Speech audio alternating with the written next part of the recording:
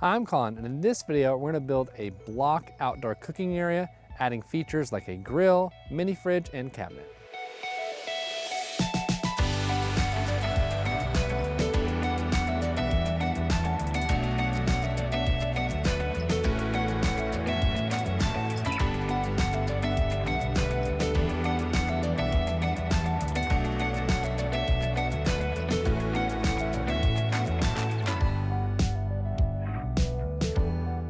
Now, when it comes to building an outdoor cooking area with blocks, there's a lot of things to consider. When you're adding specific elements like cabinets and mini fridges and grill toppers, you have to take all the measurements, not just the measurements of the units of the outside measurements, but also the cut-in measurements, as these are commonly used for outdoor grill areas all over the world.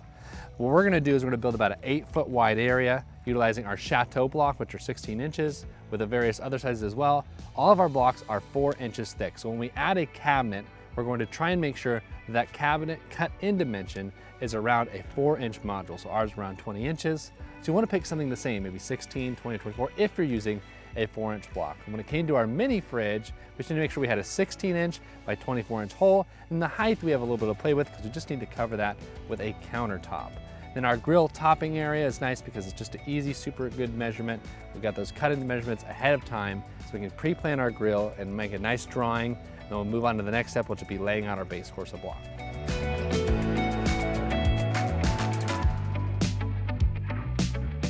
So what we did is we went ahead and laid our base course so we can make sure we can try and test fit as much as we can before we stack up our entire bar and then not have the right dimensions. So we left a gap for our fridge, then we can slide it in there and test fit it. We made a space here for our grill. It's about 32 inches wide, so it fits perfectly with 2 Chateau blocks. We know we'll also have to have some blocks towards the top that kick out to hold it from the back end. We'll talk more about that later. Either way, you always want to make sure you test fit as much as you can, even though the cut-in dimensions are typically given with most appliances for outdoor kitchens like this, just to make sure it looks perfect before you stack everything up. You might have to tear it down if it doesn't fit right.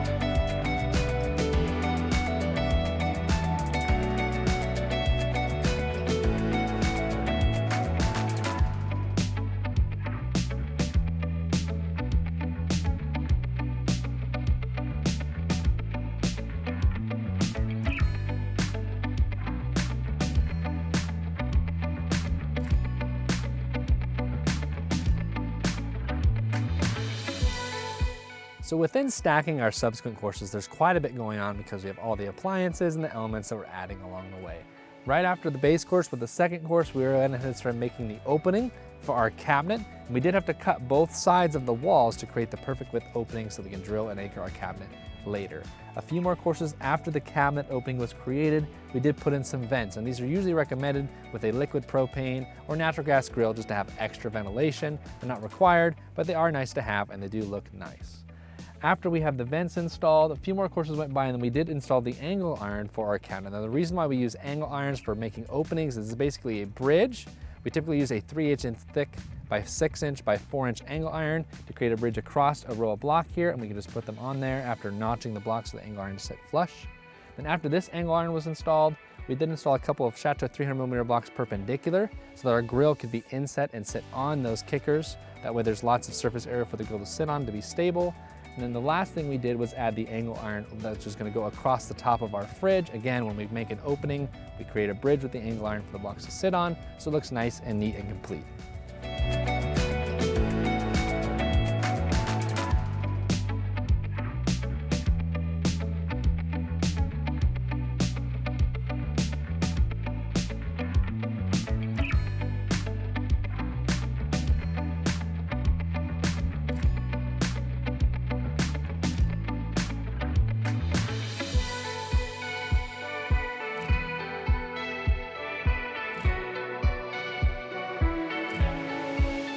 So with all the blocks stacked up and the spaces created and made for our elements, we can go ahead and start installing those. We started with the cabinet.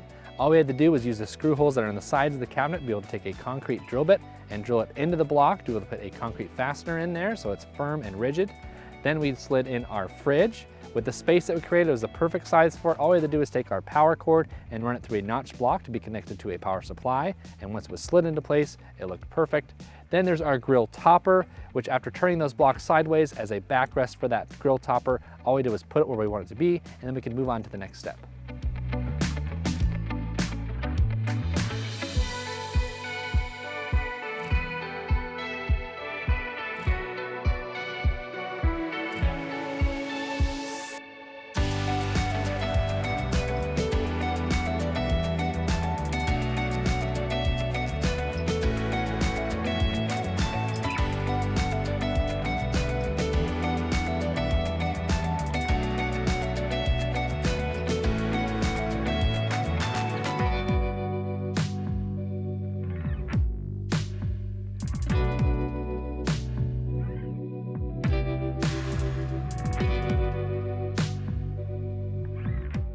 one of the last things you'll be doing to finish off your barbecue grilling area is adding some capstones. We utilize some Murata Capello 28-inch caps, and on the right side of our unit here, we were able to use just one full piece to have some counter space.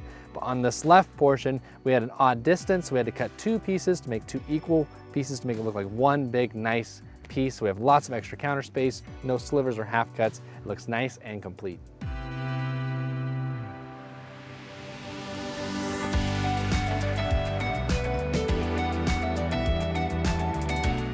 Now you know how to build an outdoor barbecue grill surround area out of blocks and caps and implement lots of cool elements like fridges, grill toppers, and cabinets. If you have any other projects coming up where you might need some help with some hardscape, make sure you check out our blogs on our website or the videos on our YouTube channel.